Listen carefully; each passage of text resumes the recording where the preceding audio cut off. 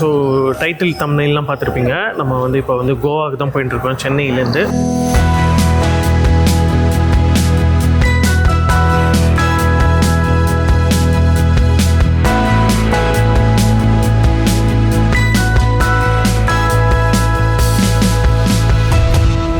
ஜென்ரலாக பார்த்தீங்கன்னா கோவாவுக்கு நம்ம போச்சு கிருஷ்ணகிரி, ஒசூர் இது வழியாக பெங்களூர் வழியாக போவோம். இந்த வாட்டி வந்து சித்தூர் வழியாக போய் ஒரு பெங்களூருக்கு ஒரு புதுசாக ஒரு பைபாஸ் போட்டிருக்காங்கன்னா அந்த பைபாஸ் வழியாக வந்து போகலாம், ட்ரை பண்ணலாம், எவ்வளோ ஷார்ட்டாக இருக்குது, சீக்கிரமாக போக முடியுமா அப்படின்றது பார்க்கறதுக்காக இந்த வாட்டி நம்ம வந்து சித்தூர் வழியாக போகிறோம். ஓகே, வாங்க அப்படியே ட்ராவல் பண்ணலாம். இப்போ சென்னையிலேருந்து நம்ம வந்து இப்போது எங்கே வந்திருக்கோம்னா ஸ்ரீபெரும்புத்தூர் கிராஸ் பண்ணிட்டோம். சென்னையிலேருந்து ஸ்ரீபெரும்புத்தூர் ரோட் சூப்பராக போட்டிருக்காங்க. இப்போ ஸ்ரீபெரும்புத்தூர்லேருந்து இன்னும் டெவலப் ஆகி இன்னும் நம்ம ரொம்ப சூப்பராக வரல, இன்னும் டெவலப் ஆகிட்டு இருக்குங்கன்னா ஃப்யூச்சரில் வந்துடும் அப்படின்னு நினைக்கிறேன். நீ என்னன்னு சொல்ல விருப்பப்படுறியா? முதல்ல டீ குடிக்கணும், அப்புறம் வந்து டிஃபன் சாப்பிடணும். எப்போ பார்த்தாலும் சாப்பாடு சாப்பாடு. முதல்ல டீயை குடிக்கணும்.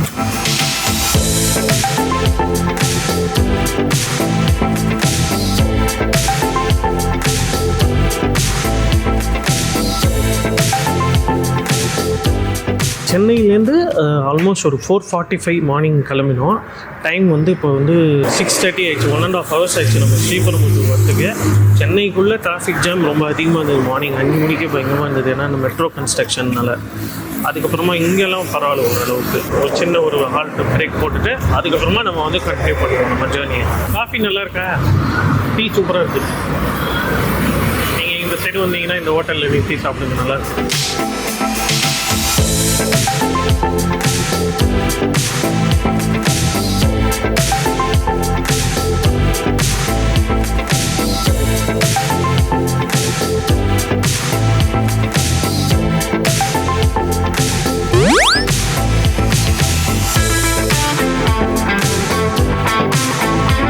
அடுத்தது வந்து சுங்கவரச்சத்தை தாண்டி போயிட்டு இருக்கோம். இங்கே ஃப்ளைஓவர்னா கட்டியிருக்காங்க. போகிற வழியில் பார்த்தீங்கன்னா நிறைய பிரிட்ஜுன்னா கன்ஸ்ட்ரக்ஷன் அண்டர் கன்ஸ்ட்ரக்ஷனில் இருக்குது. லாஸ்ட் டைம் வந்த போதும் வந்து இந்த மாதிரினா கன்ஸ்ட்ரக்ட் பண்ணியிருந்தாங்க. இது எப்போ முடியும்னு தெரியல. எனக்கே தெரிஞ்சு ஒரு 5-6 வருஷமாகவே இந்த ரோடை வந்து கன்ஸ்ட்ரக்ட் பண்ணிகிட்ருக்காங்க. பூந்தமல்லியிலேருந்து ஸ்ரீபெரும்புத்தூர் வரைக்கும் பார்த்திங்கன்னா கம்ப்ளீட் பண்ணிட்டாங்க. பட் ஸ்ரீபெரும்புத்தூர்லேருந்து வாலாஜா வரைக்கும் கிட்டத்தட்ட ஒரு 70 கிலோமீட்டர்ஸ் டிஸ்டன்ஸ் இருக்குங்க. அதுக்குள்ளே ஒரு 10-12 ஃப்ளைஓவர்ஸ் மேலே வருது. அந்த ஃப்ளைஓவர்ஸ்லாம் மட்டும்தான் இன்னும் கட்டி முடிக்கல. மற்ற ரோடு ஒர்க்கெலாம் ஆல்மோஸ்ட் கம்ப்ளீட் பண்ணிட்டாங்க. ஃப்ளைஓவர் சைடில் இருக்கிற சர்வீஸ் லேன்லாம் ஓரளவுக்கு ஓகே தாங்க. ஓவராலாக பார்த்தீங்கன்னா ஒரு 2 வருஷத்துக்கு முன்னாடி இந்த ரோடு எப்படி இருந்ததோ அதை இப்போ கம்பேர் பண்ணிங்கன்னா இப்போ வந்து ஓரளவுக்கு பெட்டர் தாங்க.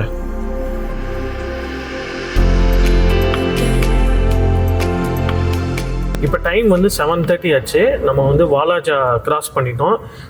ஸ்ரீபெரும்புத்தூர்லேருந்து வாலாஜா வரைக்கும் வந்தது நீங்கள் பார்த்துருப்பீங்க. நிறைய பிரிட்ஜஸ்லாம் கன்ஸ்ட்ரக்ட் பண்ணிகிட்ருக்காங்க. சில இடங்கள்லாம் ரோடு நல்லாயிருக்கு, நிறைய இடங்கள்ல ரோடு இன்னும் சுமாராக தான் இருக்குது. ஸோ ஆக்சுவலாக பார்த்தீங்கன்னா இன்னும் கண்டிப்பாக 2 இயர்ஸாவது ஆகும் அந்த ஃபுல் ஸ்ட்ரெச்சும் வந்து போட்டு முடிக்கிறதுக்கு, பக்காவாக முடிகிறதுக்கு. இப்போ நம்ம வந்து வாலாஜாவுக்கு வந்துட்டோம். வாலாஜா டோல் பிளாஸா கிராஸ் பண்ணிவிட்டு ராணிப்பேட் கிட்டே இருக்கோம். ராணிப்பேட்லேருந்து லெஃப்ட் சைடில் போனீங்கன்னா உங்களுக்கு வந்து வேலூர் போயிட்டு பெங்களூர் போயிடலாம். ரைட் சைடில் போனால் சித்தூருக்கு போயிட்டு கோலார் போயிட்டு பெங்களூர் போயிடலாம். ஸோ நம்ம வந்து இப்போ வந்து ரைட் சைடில் சித்தூர் வழியாக தான் போக போகிறோம். வாங்க போகலாம்.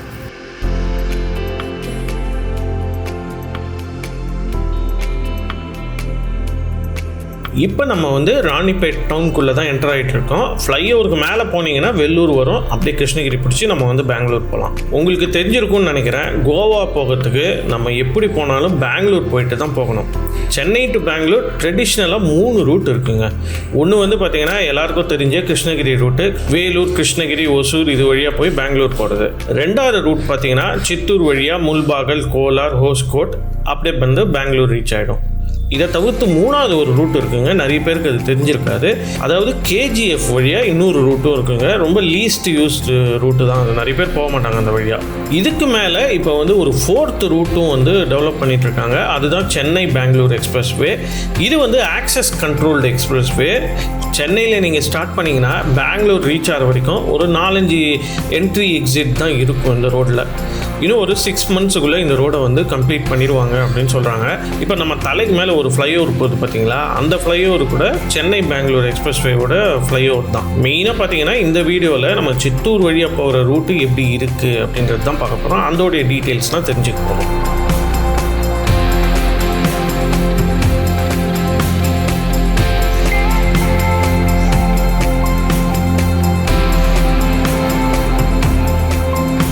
வந்து சித்தூர் கிராஸ் பண்ணிட்டோம். சித்தூர் கிராஸ் பண்ணிவிட்டு நந்தி ஃபுட் பிளாசா அப்படின்னு சொல்லி ஒரு ஹோட்டலில் ஸ்டாப் பண்ணியிருக்கோம் பிரேக்ஃபாஸ்ட்டுக்கு.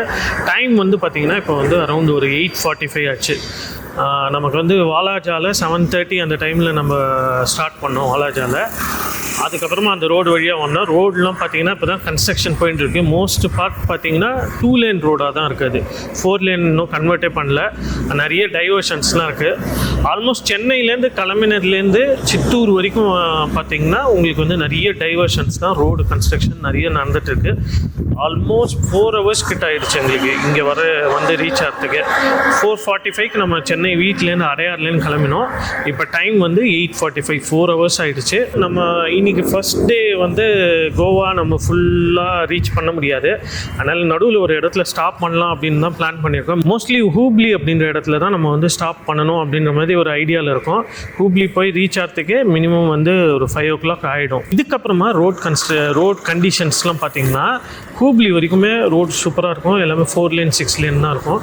ஸோ பார்க்கலாம். லாஸ்ட் இயர் வரைச்சே ரொம்ப சூப்பராக இருந்தது. இப்போ எப்படி இருக்குது அப்படின்றத நம்ம போய் பார்த்தா தான் தெரியும். வாங்க போகலாம். இப்போ வந்து நம்ம வந்து பிரேக்ஃபாஸ்ட் சாப்பிட்டுட்டு கிளம்ப போகிறோம். ஒரு 1/2 hour நம்ம வந்து பிரேக் எடுக்கிற மாதிரி இருக்கும்.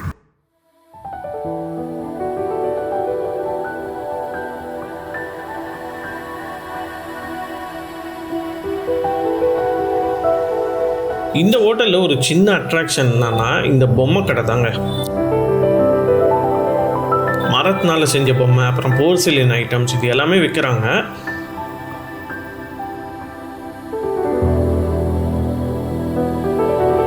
ஃபுட்டு ஆர்டர் பண்ணிவிட்டு ஜஸ்ட் இந்த வீடியோலாம் எடுக்கிறதுக்காக வந்தேன். அதுக்குள்ளேயும் பிரேக்ஃபாஸ்ட்டும் ரெடி ஆகிடுச்சு. ஃபஸ்ட்டு நம்ம ஃபுட்டை சாப்பிட்டுட்டு திரும்பவும் நம்ம ஜேர்னியை வந்து கண்டினியூ பண்ணலாம்.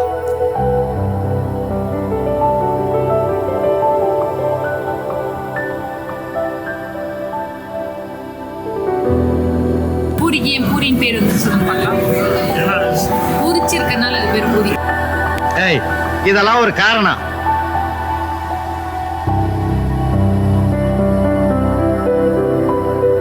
ஓகே, பிரேக்ஃபாஸ்ட் சாப்பிட்டுட்டோம். நாங்கள் ஃபுட்டெல்லாம் நல்லா இருந்தது. கொஞ்சம் ஆந்திரா ஸ்டைலில் இருக்கிறதுனால கொஞ்சம் காரமாக இருந்தது. பட் இந்த இடத்தோடைய ஒரு அட்வான்டேஜ் என்னென்னா சர்வீஸ் வந்து பார்த்திங்கன்னா செம ஃபாஸ்ட்டு. ஒரு 1/2 hourக்குள்ளே நாங்கள் 4 பேர் சாப்பிட்டே முடிச்சிட்டோம். இட்லி, தோசை எல்லாமே ஆர்டர் பண்ணோம். கடன்னு வந்துகிட்டே இருக்குது. ஸோ நீங்கள் வந்து ஃபாஸ்ட்டாக உங்கள் பிரேக்ஃபாஸ்ட்டை முடிக்கணும், உங்கள் லஞ்சை முடிக்கணும் அப்படின்னா இந்த இடத்துக்கு வாங்க. உண்மையிலே ஃபாஸ்ட்டாக சர்வீஸ் இருக்குது. ஒரு ஹைவேயில் ஹோட்டல் இருக்குது அப்படின்னா இந்த மாதிரி ஃபாஸ்ட்டாக சர்வீஸ் பண்ணுற ஹோட்டல் நம்ம சூஸ் பண்ணி போகிறது பெட்டராக இருக்கும். ஏன்னா அப்போ தான் வந்து நம்ம வந்து சீக்கிரமாக அடுத்த இடங்கள்லாம் போயிட்டே இருக்கணும். ஸோ இங்கேயே டிலே ஆகிடுச்சுன்னா ரொம்ப கஷ்டமாயிடும் இல்லைங்களா? ஸோ அந்த விதத்தில் பார்த்திங்கன்னா இந்த ரெஸ்டாரண்ட் வந்து ரொம்ப சூப்பராக இருந்தது.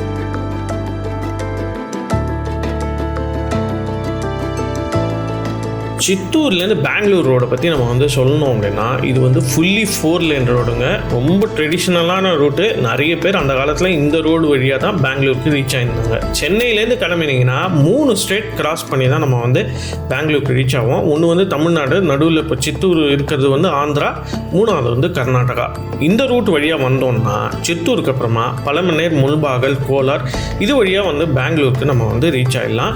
இது கிருஷ்ணகிரி ரூட்டை கம்பேர் பண்ணச்சு பார்த்தீங்கன்னா ஃபாஸ்டஸ்ட் ரூட் தான். ஏன்னா டிராஃபிக் ரொம்ப கம்மியாக இருக்கும் இந்த ரூட் வழியாக. கிருஷ்ணகிரி ரூட்டை கம்பேர் பண்ணச்சு இந்த ரோடில் ஒரு 1/10 டிராஃபிக் தாங்க இருக்கும்.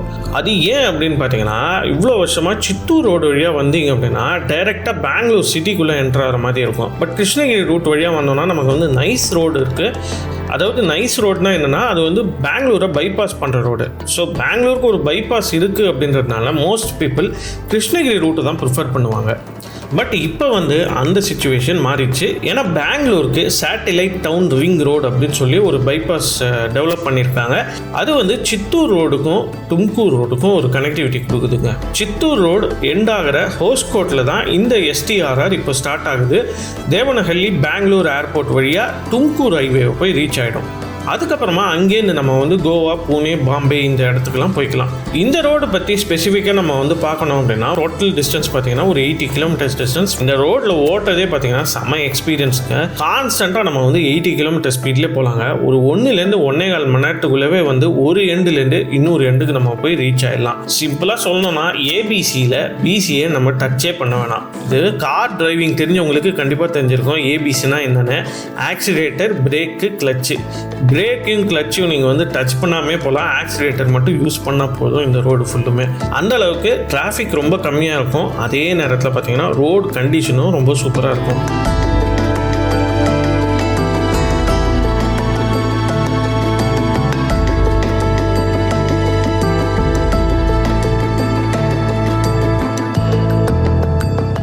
இன்னொரு ஆடட் இன்ஃபர்மேஷனும் நான் வந்து இங்கே சொல்லிடுறேன். புதுசாக கட்ட சென்னை பெங்களூர் எக்ஸ்பிரஸ் வேலேருந்து ஃப்யூச்சரில் டெவலப் ஆக போகிற பூனே பெங்களூர் எக்ஸ்பிரஸ் வேக்கு கூட இந்த STRR ஒரு கனெக்டிவிட்டியாக இருக்க போகிறது அப்படின்னு சொல்கிறாங்க.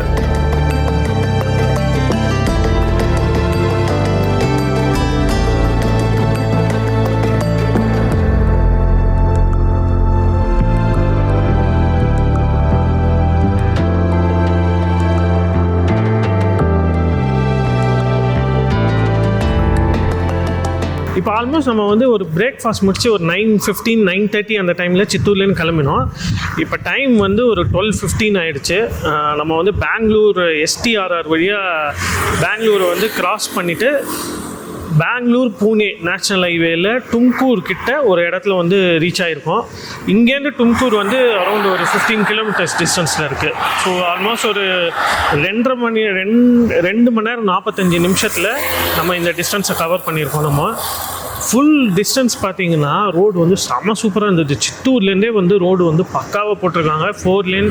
இங்கே வந்து பார்த்தீங்கன்னா பெங்களூர் STRRல நிறைய இடங்களில் 6 லேன் இருக்குது, நிறைய இடங்களில் 4 லேன் இருக்குது. டிராஃபிக் பார்த்தீங்கன்னா ஒன்றுமே இல்லைங்க, சுத்தம் ரொம்ப கம்மியான வண்டி. நம்ம கிருஷ்ணகிரி ரூட் வழியாக வந்திருந்தோம்னு வச்சுக்கோங்க, நிறைய வெஹிக்கிள்ஸ், நிறைய ட்ரக் டிராஃபிக்கு, கார்லாம் வரும் இல்லையா.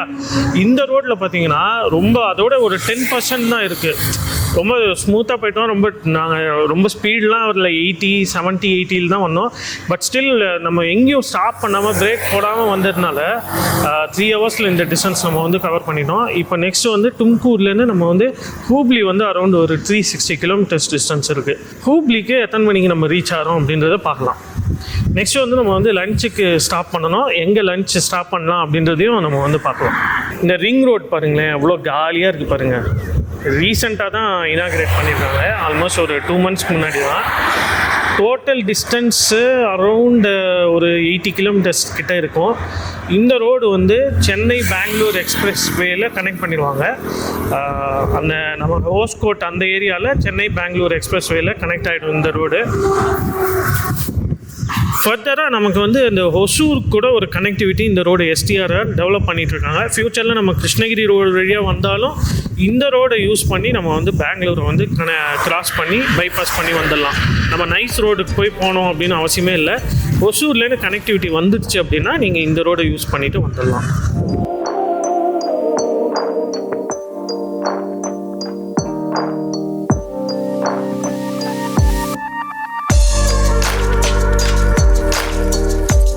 இந்த இடம் பேர் தபாஸ்பேட். இங்கே தான் கிருஷ்ணகிரி ரோடும் சித்தூர் ரோடும் மெர்ஜ் ஆகுதுங்க.